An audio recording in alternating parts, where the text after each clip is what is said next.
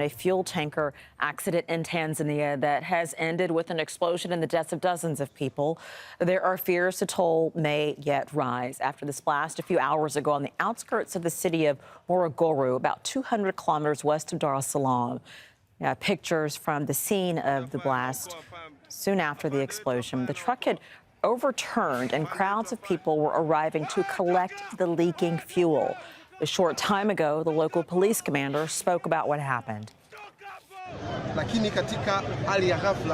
Unfortunately, fire broke out and burned a lot of people. A lot of people have lost their lives in this incident, over 57. We are continuing to follow up on the items burned and businesses so that we have a conclusive number of those perished. But so far, we can confirm 57 are dead.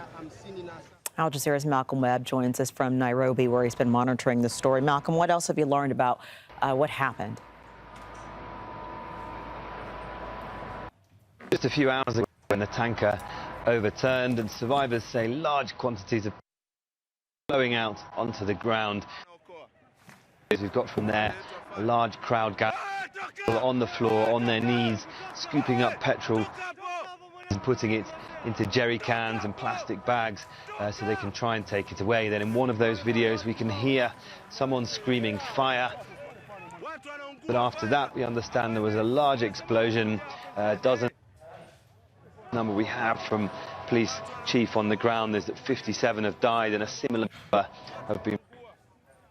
Now, tragically, this kind of incident isn't uncommon in this region.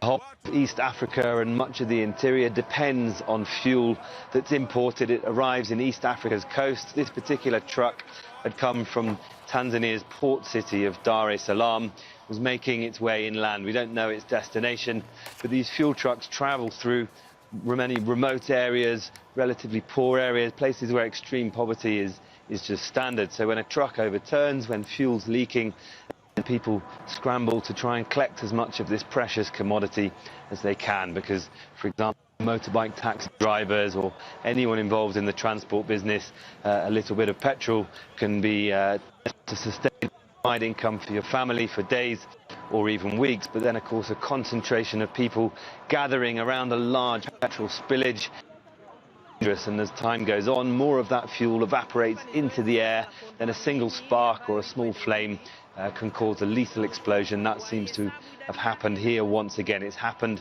twice in the Democratic Republic of Congo in recent years. Once in it's also similar thing in West Africa, often in Nigeria. But this one in Tanzania seems to have been particularly bad. But we're finding out everything we can, and we'll bring you more as soon as we have it. All right, Malcolm Webb in neighboring Nairobi to get the latest for us. Malcolm, thank you.